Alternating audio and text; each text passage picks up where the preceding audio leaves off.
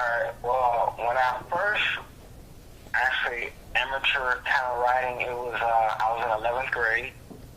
I guess you could say my deceased uncle started it. I'm not really sure. What happened was my uncle died 2 weeks before my 11th grade year was to start. And I was comforting my mom who was grieving, so I really did not get the chance to grieve. And through the first semester, I don't know, I guess this story just kept popping in my head.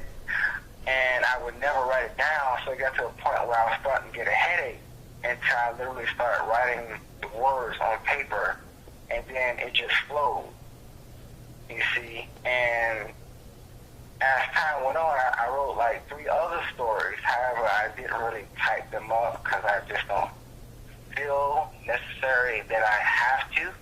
I'm not motivated necessarily to do it. So I changed when I got into college and went into poetry. Now, what really started my first poem was If I Told You, which is the title of the book. It was basically me writing that particular title and then the idea of HIV/AIDS because I was talking to someone about wanting me to speak at a AIDS/HIV conference. And so I didn't have a title or anything to talk about. And so once I wrote that title, If I Told You, the words just sort of flowed in that poem, which is basically a question format about a person who's asking a spouse or a friend or someone, important in their lives, what would you do if I told you I had this disease, and how would you treat me? And, would you use me, or would you stay with me and help me through it, and things like that. Okay. So pretty much so let's go straight on into basically how did that transition into your first book? Okay, so when I started writing, I posted my work on Brenda Jackson, who is also an author. I posted it on her Yahoo group because I had been a part of that for quite some time, and a lot of people on there were like, James, you should get published so nobody will steal your work, and you should, print out the copies and send it to yourself in the mail and things like that. And so what happened was, what really pushed me to actually publish my first book was December of 2013, when I had used up all my student financial aid for school, and I needed that source of income, and I really wasn't working because in my major as a business student, you really don't have that time to work because you have to do a lot of after-school activities or a lot of after-school projects which consume up time, being that we are business students and things like that. So I decided to push the book and just try self-publishing. Now, another thing that inspired me to do that as well was I saw someone get killed behind the apartment complex where I stayed. And I was the first person to call 911 and to actually, I don't want to go into too many details, but that was also something that made me push to have it done. That way I could get out of here and, try to have some type of standing to the point where I won't have to go down the road that that person went down, which from what they said was maybe drug related. I'm not really sure it happened last summer. But Okay. Well, from all of this, and you've got the book, and you've seen so much, I'm not going to say tragic, but you've seen so much bad going on. How do you stay positive? Well, in my life, I've seen a lot of tragedy and badness. I was accused of molesting my sisters by my birth mother just so she can try to hurt me, or at least hurt my adoptive mom. And so through all that, I had to find a way to cope.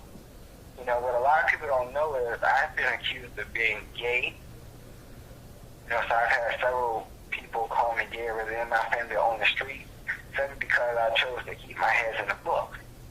And of course, you wouldn't be the first person to ask me, well, how could you be so positive under all this? And I guess I can say, God being one, my mom being two, but also being a fan of Michael Jackson, you see, and watching the things that he went through and how he was able to keep his positive nature or good nature. And that's what made me want to strive to do the same thing. And so no matter how bad my life gets, I always try to look on the bright side. It's not always easy, though. And I think people should know that. It really isn't. I have a friend right now who's struggling, and she's fighting with me because I'm trying to get her to be positive. That way she won't do anything crazy. And she, so it's not always easy. Okay.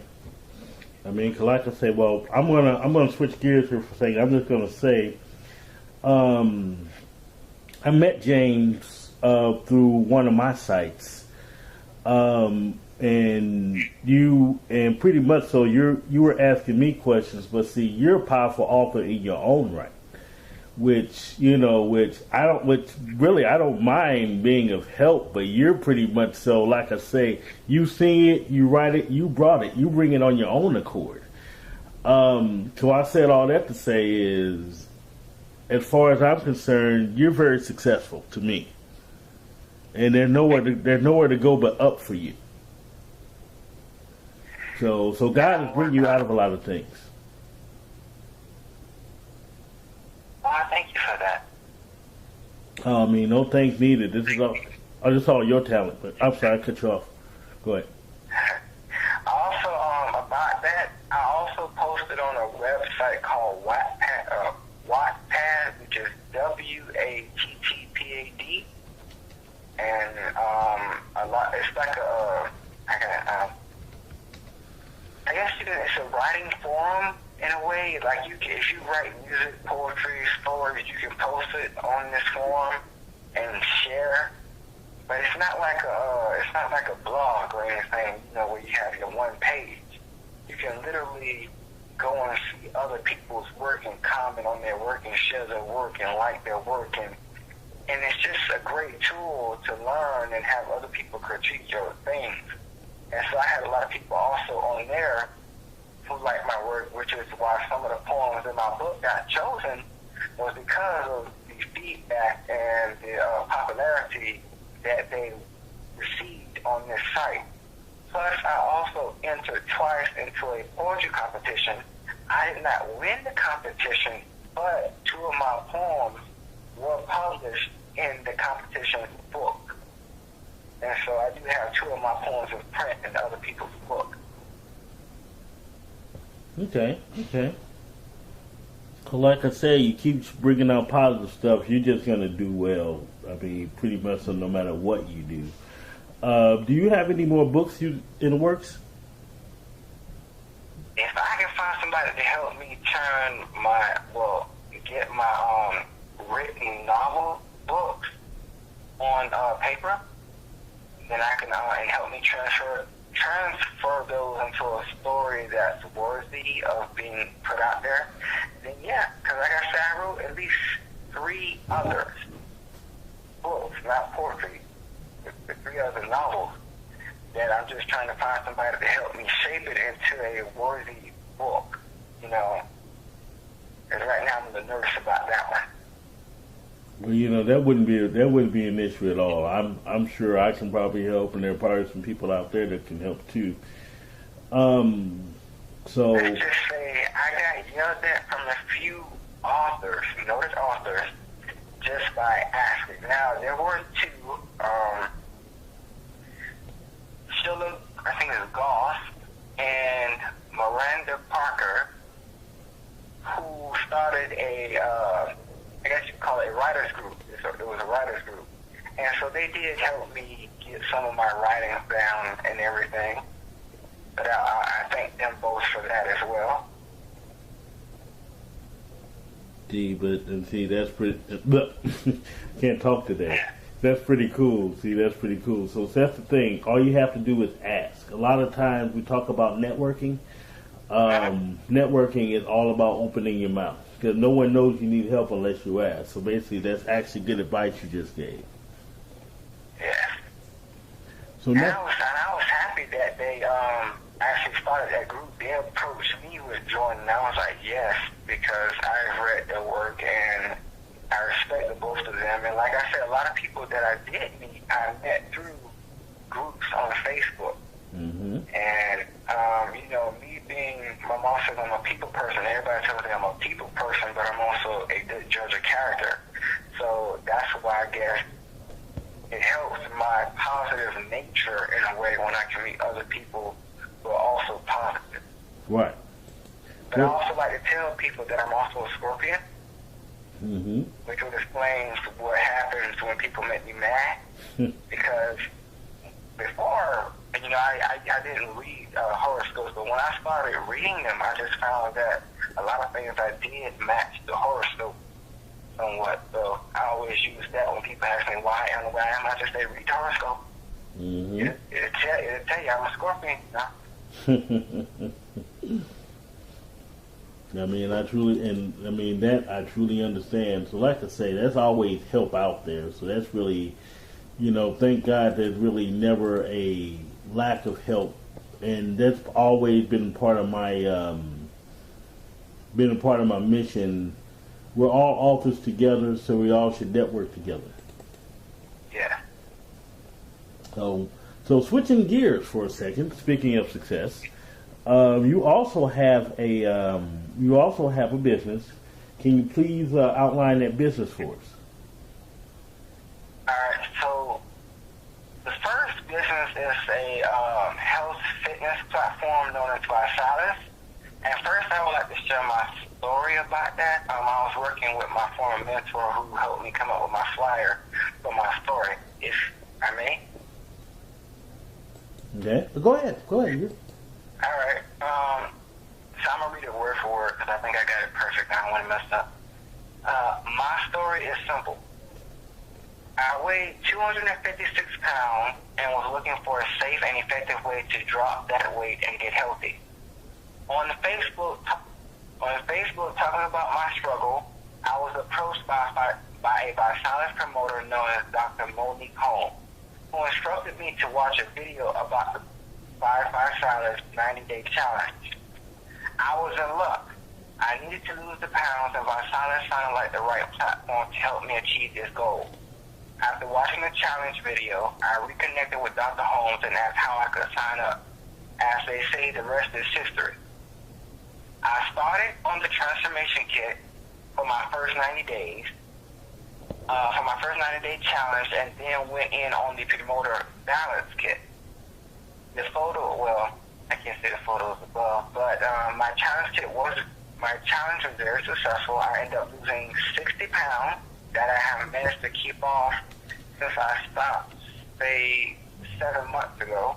But I'm going to redo it, and I challenge anybody else to sign up who's willing to either lose 10 pounds or more, or gain 10 pounds of lean muscle or more. Okay. So pretty much, you're selling health and fitness products. Yeah. Okay. Yes, it's centered around when you check out the pictures and you show the pictures. It's centered around a meal replacement shake, 5 Crunch cereal, which is similar to the shake, but instead of drinking it, you're eating it. Right. And also we have other products. There's a lot of new things coming out now that I have to catch back up on because, like I said, I did finish up my last semester.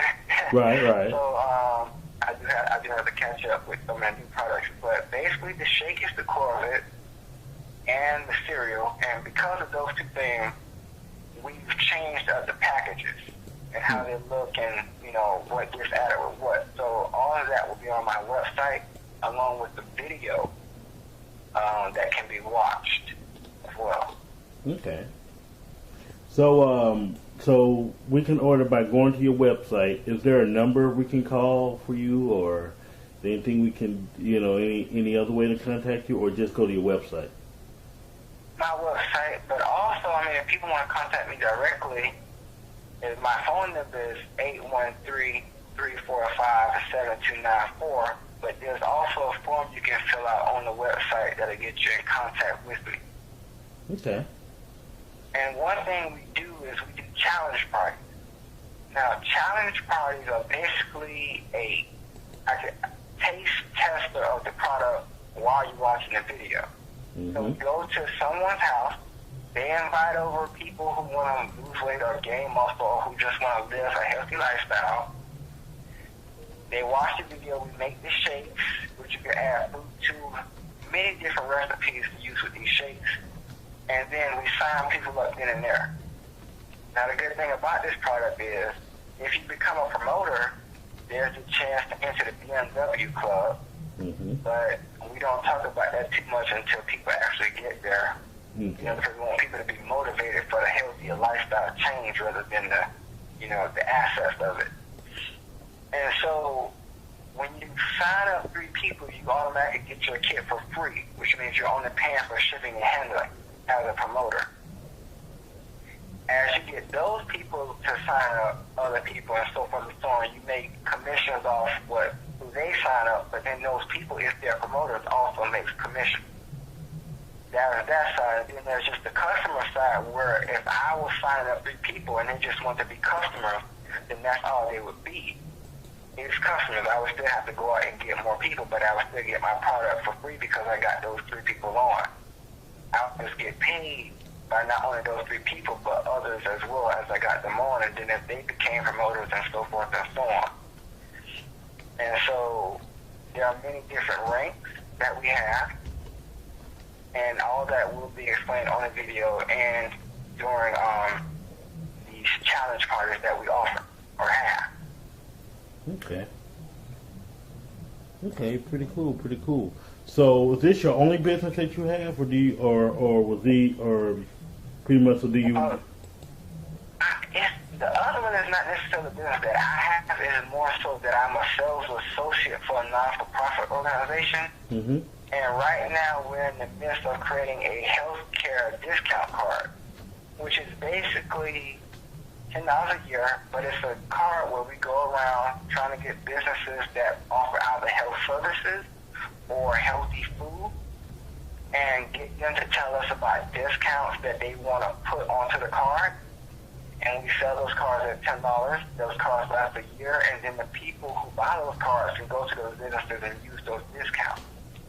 So it's sort of like when you go to one of these grocery stores and they use a rewards program, and when you swipe the card, you get like some change taken off a certain item. Well, that's what this is. And I'm just the sales promoter of that. You see. I got you. And then I'm also getting into supported employment, which is helping people find jobs. So I got to take the test for that so I can get certified for that as well. But that's something else I'm doing. So, in other words, you're very, very busy. Yeah.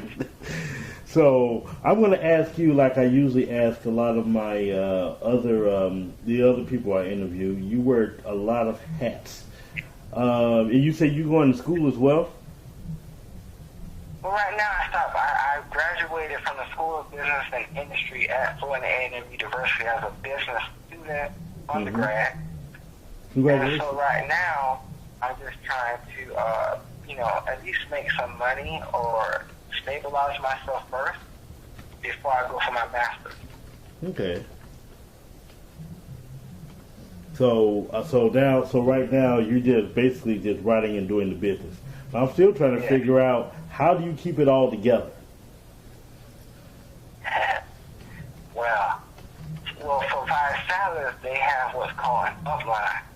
And that's where if you're trying to do things like challenge parties or you're trying to get somebody to come on, you call the people above you who know more about the business or who have a higher rank than you to talk to those individuals and get them on. So basically, I can give my upline, like Dr. Holmes or somebody, their contact information, let them know that they will be reached by that particular person, and then I can sit back and focus on something else. Okay. Well, and then after they make that contact, then that person will get back in contact with me and tell me and explain to me what they explained to the other person and so forth and so on, and then we just go from there. So my next question is, I usually give everyone the final word on this. Do you have any, do you have any words of wisdom, anything you want to say, anything you want to talk about as far as wisdom or anyone who's trying to get to where you are? For me, I always tell people never to give up. Like I said before, when you ask me how am I so positive, I always tell people, life happens, but it's what we make of that life that determines who we are. And me personally, a lot of people in my family have been in and out of jail, and that was something that as a young child, I made the decision that I never wanted to go or even be near one. And so, like I said, when I said I referenced Michael Jackson, because I'm a big fan of his, but he also played a big part in that. And his thing was to help other people, even when you couldn't help yourself. And so my positivity draws from him. He went through a lot of stuff in his life, and so did I. I was accused of a lot of stuff, which shut me out completely. It made me a loner. And even to this day, I still am a loner because it's so hard to trust a lot of people because you don't know who's going to hurt you. But at the same time, I'm also my own self-motivator. I say, I was talking to my friend who's going through some of the same problems, but it's hard for me to try to convince her to be positive about it without wearing myself out. Because it's like I'm giving everything I can to try to tell her. So I always found that for me, it's better to be self-motivating, and if somebody backs me on that self-motivation, it just amplifies my own self-motivation as opposed to trying to tell somebody who's not willing to self-motivate